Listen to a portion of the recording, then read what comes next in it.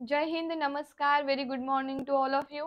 तर बघा, आज आपण हृदयाची रचना शिकून घेणार आहोत. हृदयाची रचना, संपूर्ण हृदय कशा प्रकारे कार्य करतं, आपल्या शरीरामध्ये रक्तभिसरण संस्था कशा पद्धतीने कार्य करत असते, आपल्या शरीरामध्ये जेव्हा रक्तभिसरण चालू आहे तेव्हा एका चक्राच्या वेळी किती वेळेस हं, हृदयामध्ये रक्त येतं, ठीक आहे. 2 वेळेस येतं, 4 वेळेस येतं, 8 वेळेस येतं. ह्या सगळ्या गोष्टी आजच्या व्हिडिओमध्ये आपण शिकून घेणार आहोत. म्हणून आजचा व्हिडिओ हा खूप जास्त इम्पॉर्टंट आहे, महत्त्वाचा आहे. तर या व्हिडिओला आपल्या सगळ्या फ्रेंड्सकडे शेअर करून घ्यायचं आहे. बघा, तुम्ही कुठली पण एक्झाम द्या, एक्झामचं मी इथे नावच घेत नाहीये. कारण हे जे आहे हे तुम्हाला जीवशास्त्रामधलं आहे, जीवविज्ञानामधलं आहे. लेटेस्ट आपली आता एस-एस-सीच्या एक्झाम चालू आहे, सीजीएलच्या एक्झाम आता येणारच आहे, ठीक आहे. तर मग ह्या सगळ्या गोष्टींमध्ये पोलीस भरती असू दे, कुठलीही एक्झाम असू दे, तुम्ही कॉम्पिटिटिव्ह कुठलीही एक्झाम देत असाल, तरी सुद्धा तुम्हाला सामान्य विज्ञानातलं जीवशास्त्रावरती जास्त फोकस करावं लागतं. त्यामध्ये सगळ्यात जास्त प्रश्न विचारला जाणारा टॉपिक म्हणजे रक्तभिसरण संस्था म्हणजे ब्लड सर्क्युलेशनचा असतो. त्याच पद्धतीने हृदयाची रचना काय आहे असं आपण काय करणार आहोत, शिकून घेणार आहोत. कमी वेळामध्ये हा व्हिडिओ शिकून घेणार आहोत आपण पूर्ण, ठीक आहे. तर व्हिडिओला लास्ट पर्यंत बघायचा आहे, सगळ्यात जास्त शेअर करायचं आहे आणि काय करून घ्यायचं आहे, व्हिडिओला लाईक सुद्धा करून घ्यायचं आहे. ओके, समजलंय? तर बघा आता, हृदयाची रचना. आता आपलं जे हृदय आहे हे कसं आहे सांगा बरं मला? आपलं जे हृदय आहे याला आपण काय बोलतो सांगा? मायोजेनिक बोलतो. काय बोलतो? मायोजेनिक. मायोजेनिक म्हणजे काय? हृदयाच्या रचनेमध्ये आपण हृदयाला काय बोलतो? मायोजेनिक. मायोजेनिकचा अर्थच काय होतो? की जो स्वतःच्या कंट्रोलमध्ये आहे, स्वतःचं काम स्वतः करतो, ठीक आहे. आणि न्यूरोजेनिक म्हणजे आपल्या शरीरामध्ये आपला जो मेंदू आहे तो आपल्या सगळ्या क्रियांवर कंट्रोल करत असतो आहे ना. मेंदू आपल्या प्रत्येक क्रियेवर कंट्रोल करतो. आपल्या शरीराचा तोल सांभाळण्यापासून तर आपल्या आपल्या अवतीभोवती घडणाऱ्या गोष्टी, आपण काय वागतो, कसं रिॲक्ट करतो, आपलं जी रिॲक्शन आहे, आपलं बोलणं आहे, प्रत्येक गोष्टीला नियंत्रण करण्याचं काम हृदय कोणाद्वारे केलं जातं? तर मेंदूद्वारे केलं जातं. मग मेंदूद्वारे जे काही कंट्रोल केलं जातं त्या संस्थेला, त्या सिस्टमला आपण न्यूरोजेनिक बोलतो. काय बोलतो? न्यूरोजेनिक. आणि जो स्वतःचं काम स्वतः करतो. आता जे हृदय आहे हे मायोजेनिक आहे. याच्यावरती कोणाचा कंट्रोल चालत नाहीये. तर याच्यावरती ब्रेनचा कंट्रोल नाहीये. सो आपण त्याला मायोजेनिक म्हणतो. ओके. मग आता हृदयाची रचना बघा कशी आहे. तर आपल्या हृदयाला, मानवी हृदयाला किती चेंबर्स आहेत? 4 चेंबर्स आहेत. ठीक आहे. 4 काय म्हणू शकतात तुम्ही? 4 काय आहेत? चेंबर्स आहेत. बघा, 4 चेंबरचं आपलं काय आहे? हृदय आहे. 4 कप्पे आहे हृदयाला, 4 चेंबर आहे. ठीक आहे. आता बघा, राईट काय दिलेलं आहे? आर्टरियम दिलेला आहे. हा जो आहे राईट आहे. ठीक आहे. याला तुम्ही एकंदरीत काय म्हणू शकतात? मराठीमध्ये आपण बघितलं तर उजवे अलिंद. ठीक आहे. हे उजवे निलय. ठीक आहे. हे डावे अलिंद आणि हे डावे निलय, असं आपण मराठीतून काय केलेलं आहे, पूर्ण नाव लिहून घेतलेलं आहे. ठीक आहे. आपण याला राईट आर्टेरियम म्हणणार, याला राईट व्हेंट्रिकल म्हणतात. व्हेंट्रिकल्स खालचा भाग. ठीक आहे. हृदयाचे 4 कप्पे आहेत. तर हृदयाच्या 4 कप्प्यांपैकी जे खालच्या भाग आहे त्याला आपण काय म्हणतो? निलय म्हणतो, म्हणजे व्हेंट्रिकल्स म्हणत असतो. आणि हृदयाचे वरचे जे 2 कप्पे आहेत त्याला आपण काय म्हणतो? अलिंद म्हणतो, म्हणजे काय म्हणत असतो बघा? ॲट्रियम म्हणत असतो. ओके. क्लिअर आहे. हृदयाला 4 कप्पे असतात. आता हृदयाचं जे सर्क्युलेशन प्रोसेस आहे, जी प्रक्रिया आहे, ती कोणत्या पद्धतीने चालते हे आता आपल्याला इथं काय करायचंय? बघून घ्यायचं आहे एकदाच. ठीक आहे. बघा आता. आता हे जे आहे आपल्या शरीरामध्ये उजवे जे अलिंद आहे, तर उजवे जे अलिंद आहे याच्यामध्ये काय होतं? अशुद्ध रक्त येतं. कोणामार्फत येतं? तर अशुद्ध रक्त घेऊन येण्यासाठी इथे काय असते? एक नलिका असते, जिला आपण काय म्हणतो? महाधमनी म्हणतो. काय म्हणतो आपण तिला? महाधमनी म्हणतो. मग ह्या महाधमनीद्वारे काय होणार आहे? रक्त तुमच्या उजव्या अलिंदात जाणार. मग उजव्या अलिंदांचं होतं कॉन्ट्रॅक्शन. उजव्या अलिंदांचं कॉन्ट्रॅक्शन होतं म्हणजे काय? की ते आकुंचन पावतं. आता हे वरचे जे 2 कप्पे ते एकदाच आकुंचन पावतात. मग वरच्या 2 कप्प्यांचं एकदा आकुंचन होण्याच्या स्थितीला काय म्हणतो आपण? काय म्हणतो? आर्टेरियम. काय म्हणतो? सांगा पटकन. कॉन्ट्रॅक्शन. ठीक आहे. म्हणजे काय? आर्टेरियम कॉन्ट्रॅक्शन म्हणजे काय? वरचे 2 कप्पे एकदाच आकुंचित होत आहे. मग जेव्हा 2 कप्पे एकदा आकुंचित झाले, ठीक आहे, त्यांचं कॉन्ट्रॅक्शन झालं, तेव्हा उजव्या अलिंदाचं रक्त कुठे येणार? उजव्या निलयामध्ये पोहोचणार आहे. उजव्या निलयामध्ये काय करणारे? रक्त येणार आहे. ठीक आहे. इथून रक्त कुठे आलं? मग उजव्या निलयात आलं. बघा, आता रक्त येत आहे तर इथे तुम्हाला हे रेड कलरने अशी वॉल दिसली. दिसली की नाही? जे मी येलोने तुम्हाला दाखवली. ह्या वॉलचं नाव काय आहे सांगता येईल तुम्हाला कोणाला? बघा, ह्या अशा पद्धतीची काय आहे? वॉल आहे. मग त्या वॉलचं नाव काय येणार आहे? त्या वॉलचं नाव असतं, या पद्धतीने जी वॉल आहे त्या वॉलचं नाव काय आहे? तर ट्रायकस्पिड. ट्रायकस्पिड वॉल. ठीक आहे. तिचं काय आहे, नाव आहे, एक भित्तिका आहे की जिच्या मार्फत काय आहे, रक्त जे आहे ते उजव्या निलयात चाललं. रक्त कसं आलेलं आहे, महाधमनी महाशिरेद्वारे, महाशीर, ओके, महाशिरेद्वारे रक्त येतं, महाधमनीद्वारे नाही. ठीक आहे, महाशिरेद्वारे रक्त कुठे जातं, उजव्या अलिंदांमध्ये जात असतं. ओके, कळलेलं आहे. तर बघा इथे महाशीर लिहिलं गेलं होतं, पण महाधमनी लिहिलं गेलं होतं, पण धमनी हे शुद्ध रक्ताचे वहन करत असते. ठीक आहे, तर लक्षात ठेवा, महाशिरेद्वारे रक्त उजव्या अलिंदात गेलं म्हणजे राईट एट्रियमला गेलं. त्यानंतर ट्रायकस्पिड वॉल मार्फत जेव्हा आकुंचन झालं वरच्या दोघं कप्प्यांचं अलिंदाचं, तेव्हा ते रक्त उजव्या निलयात आलेलं आहे. पहिली स्टेप आपली कव्हर झाली. देन दुसऱ्या स्टेपला काय होणार आहे बघा, तुम्हाला इथे दिसते आहे एक नलिका. ठीक आहे, इथे काय दिसत आहे तुम्हाला, एक नलिका जी काय करते आहे, बाहेरच्या साईडला निघून चालली आहे. इथून बघा ह्या साईडून ती दिसते आहे, इकडे बाहेरच्या साईडला ती निघून चाललेली आहे. त्याला आपण काय बोलणार मग, ती जी नलिका आहे तिला काय बोललं जातं, काय माहितीये तुम्हाला त्या नलिकेबद्दल, त्याला बोललं जातं फुफ्फुस धमनी. काय बोललं जातं त्याला, फुफ्फुस धमनी बोललं जातं, जे मी येलो कलरने तुम्हाला दाखवलेलं आहे. उजव्या अलिंदांमध्ये रक्त होतं ते उजव्या निलयात आलं, उजव्या निलयातील आणि उजव्या अलिंदातील रक्त अशुद्ध होतं. मग ह्या रक्ताला शुद्ध करण्याचं काम कोणामार्फत केलं जातं, तर फुफ्फुसांमार्फत म्हणजे लंग्स मार्फत केलं जातं. तर फुफ्फुस धमनी हे रक्ताला घेऊन कुठे गेली, तर गेली आहे ती फुफ्फुसांकडे गेलेली आहे. ठीक आहे, म्हणजे काय, लंग्स कडे ती गेलेली आहे. ओके, लंग्स कडे गेली. मग फुफ्फुसांमध्ये वायुकोश असतात, नंबर ऑफ वायुकोश असतात. आपल्या दोघं लंग्स मध्ये वायुकोश असतात, जे फुफ्फुसांचे कार्यात्मक व रचनात्मक एकके आहेत. मग त्यांच्या मार्फत वायूंची अदलाबदल घडून आणण्यात येते. वायूंची अदलाबदल होते म्हणजे कार्बन डायऑक्साईड शरीराच्या बाहेर टाकला जातो, तर ऑक्सिजन शरीरामध्ये घेतला जातो. मग फुफ्फुसांमध्ये रक्त जेव्हा काय झालं, शुद्ध झालं, फुफ्फुसातील रक्त शुद्ध झालं, तर ते पुन्हा काय झालं, फुफ्फुस शिरेमार्फत, ज्याला तुम्ही पल्मनरी आर्टरी म्हणतात, फुफ्फुस शिरेमार्फत बघा ह्या साईडने कुठे आलं, परत डाव्या अलिंदांमध्ये पोहोचलं. ठीक आहे, काय झालं, पहिले रक्त उजव्या अलिंदात आलं महाशिरेमार्फत, त्याच्यानंतर ट्रायकस्पिड वॉलने ते उजव्या निलयात गेलं. उजव्या निलयातील रक्त अशुद्ध होतं, त्याला शुद्ध करण्यासाठी फुफ्फुस धमनी रक्त घेऊन फुफ्फुसांकडे गेली. फुफ्फुसातील वायू कोशांमध्ये पल्मनरी रिस्पिरेशन घडून आणलं, ज्यामध्ये कार्बन डायऑक्साईड शरीराच्या बाहेर गेला आणि ऑक्सिजन शरीरामध्ये आलेला आहे. आणि त्यावेळेस शुद्ध झालेलं रक्त पुन्हा कोशामध्ये आलं, हृदयातच आलं, म्हणजे परत दुसऱ्या वेळेस रक्त हृदयात येत आहे. म्हणून तुम्हाला प्रश्न कुठल्याही एक्झामला विचारला जाईल की प्रत्येक चक्राच्या वेळी किती वेळेस रक्त हृदयात येतं, तर 2 वेळेस येतं. एकदा महाशिरेमार्फत येत असतं आणि एकदा फुफ्फुस शिरेमार्फत येत असतं. ठीक आहे, एकदा अशुद्ध रक्त येत असतं, एकदा शुद्ध रक्त येत असतं. जो उजवा भाग आहे ज्यामध्ये अशुद्ध रक्त असतं, तर डाव्या भागामध्ये शुद्ध रक्त असतं. ठीक आहे, कंप्लीट झालेलं आहे. त्यानंतर डाव्या अलिंदात तुमचं रक्त पोहोचलं, कोणी आणलं, तर फुफ्फुस शिरेनी. त्याच्यामुळे इथे अजून एक असं आहे की अपवाद. अपवादचा अर्थ काय होतो, की शरीरामध्ये सगळ्या ज्या शिरा आहेत त्या कशाचं रक्त करतात, ते कोणतं रक्त घेऊन जातात, कशाचं रक्त त्यांच्यामध्ये असतं, अशुद्ध रक्त असतं, कार्बन डायऑक्साईडचं रक्त त्यांच्यामध्ये असतं. कार्बन डायऑक्साईड युक्त रक्त ते काय करत असतात, पूर्ण शरीरभर काय करतात, घेऊन जातात, शरीरभराचा गोळा करतात आणि हृदयाकडे त्या घेऊन जात असतात शुद्ध करण्यासाठी. आणि पूर्ण ओव्हरऑल आपल्या शरीरामध्ये ज्या धमन्या आहेत, ठीक आहे, त्या धमनीचं कार्य काय असतं, तर धमनी जी आहे ती काय करते, शुद्ध रक्ताचे वहन हृदयाकडून पूर्ण शरीराकडे करत असते. मग आता काय झालं, इथे अपवाद झाला, का बरं, कारण उजव्या साईडला जे अशुद्ध रक्त आलं होतं त्याला शुद्ध करायला कोण घेऊन चाललं होतं, धमनीच घेऊन चालली होती. म्हणून ह्या धमनीमध्ये, फुफ्फुस धमनीमध्ये रक्त कोणत्या प्रकारचं होतं, अशुद्ध रक्त होतं. ठीक आहे, याच्यावरती खूप हा जो टॉपिक आहे ना तुम्हाला एकदम सोपा आहे आणि तेवढा डिफिकल्ट सुद्धा आहे. समजलं तर सोपं, नाही समजलं तर याच्यापेक्षा अवघड दुसरं काहीच नाही. पण आपण सोप्या भाषेमध्ये आणि कमी वेळेमध्ये पूर्ण हृदयाची रचना आज इथे बघणार आहोत, शिकणार आहोत. ठीक आहे, त्यानंतर अशुद्ध जे रक्त होतं, ठीक आहे, तिने फुफ्फुसांकडे नेलं, फुफ्फुसांनी त्याला शुद्ध केलं, पुन्हा आलं ते फुफ्फुस शिरेमार्फत. म्हणून फुफ्फुस शिरेमध्ये काय असतं, शुद्ध रक्त असतं. ही सुद्धा पूर्ण शरीराच्या शिरेमध्ये एक अपवाद आहे जे शुद्ध रक्ताचे वहन करत आहे. ठीक आहे, त्यानंतर बघा डावे अलिंद दिसतंय म्हणजे लेफ्ट आर्टेरियम दिसलं तुम्हाला, लेफ्ट आर्टेरियम मध्ये रक्त पोहोचलं. ठीक आहे, पोहोचल्यानंतर पुन्हा इथे एक वॉल दिसत आहे. ठीक आहे, अशा पद्धतीची, जसं इथे ट्रायकस्पिड आहे त्याच पद्धतीने डाव्या अलिंदातील रक्त डाव्या निलयामध्ये पोहोचवण्यासाठी एक प्रकारची भित्तिका म्हणजे वॉल असते, ज्या वॉलला आपण बोलतो बायकस्पिड. काय बोलतो त्याला, बायकस्पिड वॉल बोलतो. ठीक आहे, काय बोललं जातं त्याला,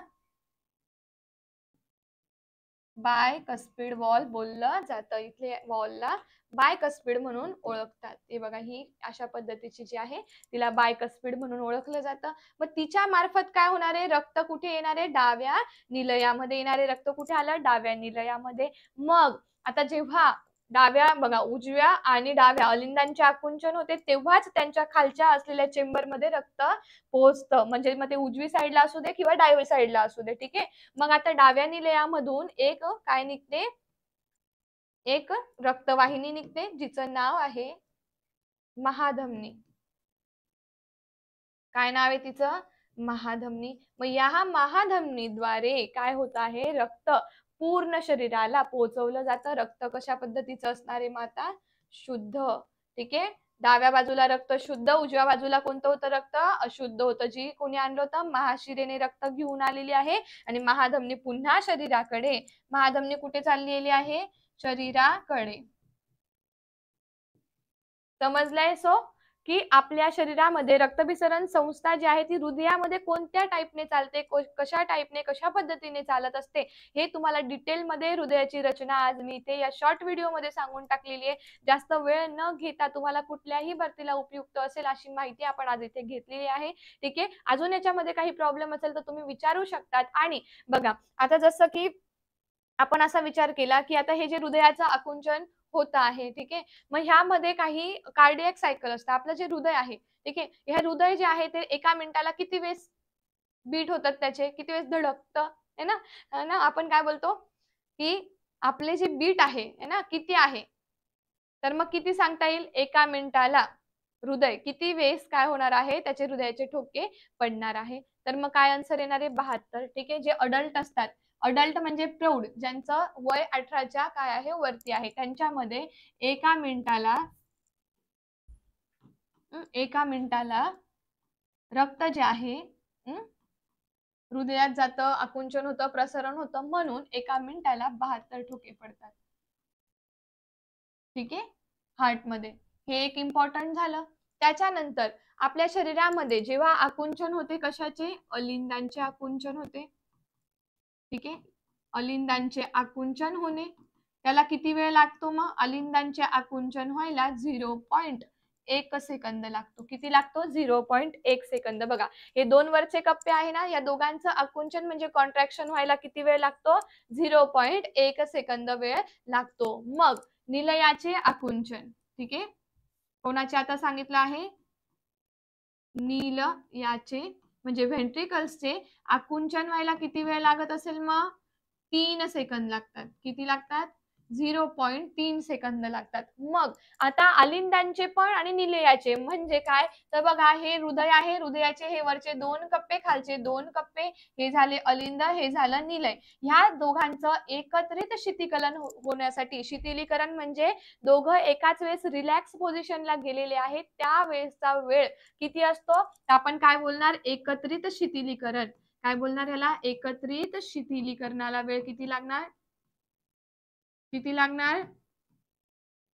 0.4 सेकंद. म्हणजे मला सांगा, अलिंदांचे आकुंचन, निलयाचे आकुंचन आणि एकत्रित शीतलीकरणाचा पूर्ण वेळ किती झाला, 0.8 सेकंद. मग 0.8 सेकंद म्हणजेच काय आहे, एक ठोका. ठीक आहे. म्हणजेच 0.8 सेकंदाचा हृदयातील एक ठोका असतो. एक हृदयाचा ठोका म्हणू शकतात तुम्ही, किंवा काय म्हणू शकतात, बीट म्हणू शकतात. अशा पद्धतीने हृदयामध्ये एका मिनिटाला 72 ठोके पडतात. 72 ठोके पडतात एका मिनिटाला. समजलंय सर्वांना व्यवस्थितपणे. आणि यालाच आपण काय बोलतो, एकंदरीत कार्डियक सायकल बोलत असतो. ठीक आहे. काय बोलतो ह्याला, एकंदरीत काय बोलतात, कार्डियक सायकल. काय बोललं जातं ह्याला, कार्डियक सायकल बोललं जातं. ठीक आहे. हृदयात किती ठोके आहे, हृदयाचे ठोके कशा पद्धतीने असतात, अडल्ट मध्ये किती ठोके असतात, मग ती जी सायकल आहे ती कोणत्या पद्धतीने चालते, जसं की आपण इथे बघितलं. वरचे 2 कप्पे होते, तर वरचे 2 कप्पे एकत्रित काय झाले, शिथिलीकरण झालं, त्यांचं कॉन्ट्रॅक्शन झालं. तो भाग किती मिनिटाचा होता, किती सेकंदाचा, 0.1 होता. त्यानंतर उजवे निलय आणि डावे निलयाचा आकुंचन म्हणजे कॉन्ट्रॅक्शन झाल्याचा जो भाग होता तो किती वेळाचा होता, 0.3 सेकंदाचा होता. एकत्रित शिथिलीकरण म्हणजे उजवे आणि डावे, ठीक आहे, दोघं अलिंदन दोघं निलय एकत्रित काय झालेले, स्थिर झालेले आहेत. तर त्यांच्या मधला जो टाइम होता तो किती होता, 0.4 सेकंदाचा होता. एकूण झाले 0.8 सेकंद. म्हणजे आपल्या हृदयामध्ये 0.8 सेकंदाचा एक ठोका असतो. असे हृदयात एका मिनिटात 72 ठोके पडतात. क्लिअर आहे.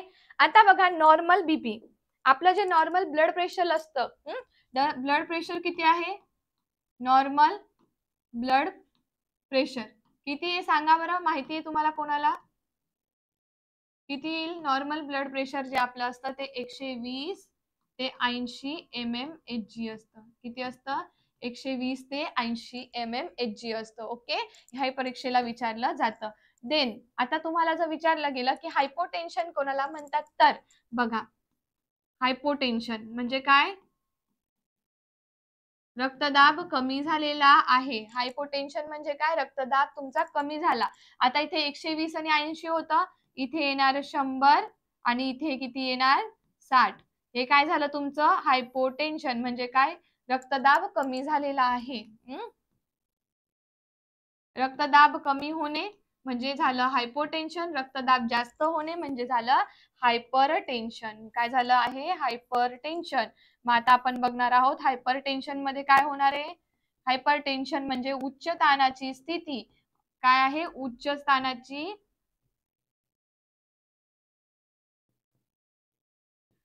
ताणाची स्थिती. किती असणार आहे मग, आता इथे 120 होतं ना, इथे होणार 140 किंवा इथे 160 पर्यंत जातं आणि इथे 80 होतं, तर इथे 120 पर्यंत ब्लड प्रेशर जातं, ज्याला बोललं जातं हायपरटेन्शन. म्हणजे आपलं जे ब्लड प्रेशर आहे, बीपी आहे, तो वाढलेला आहे. तर हायपोटेन्शन काय आहे, हायपरटेन्शन काय आहे, नॉर्मल बीपी काय असतो मनुष्याचा, हे देखील तुम्हाला विचारलं जातं. सो ह्याच्यावर व्यवस्थित एकदम चांगला अभ्यास करायचा आहे. हार्टचं जे स्ट्रक्चर आहे, कशा पद्धतीने ब्लड सर्क्युलेशन चालतं, त्याच्यामध्ये कोणते घटक कार्य करतात ते आपण इथे बघितलेलं आहे. उजव्या अलिंदांचं डाव्या अलिंदांचं कार्य काय आहे ते बघितलेलं आहे. त्यानंतर फुफ्फुस धमनी जी आहे ती फुफ्फुसांकडे रक्त घेऊन जाते, तर तिच्यामधलं जे रक्त असतं ते अशुद्ध असतं, का असतं ते सुद्धा आपण बघितलं. फुफ्फुस शिरेमध्ये शुद्ध रक्त कसं असतं, कशामुळे असतं ते सुद्धा आपण इथे बघितलेलं आहे. आणि याच्यामध्ये अजून महत्वाचा पॉइंट म्हणजे जे बीपी आहे हे कशाने मोजतात, बीपी चेक करण्याचं साधन कोणतं आहे सांगा, स्टेथोस्कोप. हे काय आहे, हृदयाचे ठोके डॉक्टर त्याच्याने बघतात. ठीक आहे, पण आपण बीपी चेक चेक कशाने करतो, तर बीपी चेक कशाने करतो हे मला तुम्ही कशा सांगायचंय, ऑफलाईन कमेंट मध्ये सांगायचंय, कारण त्याच्यावरती प्रश्न विचारले जातात. जनरली त्याला आपण बीपी ॲपरेटस बोलतो. काय बोलतो, बीपी ॲपरेटस बोलत असतो. स्टेथोस्कोपाने आपल्या हृदयाचे ठोके मोजले जातात, जे डॉक्टर मोजतात. बीपी चेक करायचं साधन वेगळं आहे, ज्याचं नाव वेगळं आहे. ठीक आहे, त्याच्यानंतर अजून सांगायचं झालं तर बघा, धमनी जी आहे, धमनीमध्ये रक्तदाब मोजला जातो. रक्तदाब कशात मोजला जातो, ठीक आहे, बघा रक्तदाब कशात मोजतात, रक्तदाब कोणत्या वाहिनीत मोजला जातो,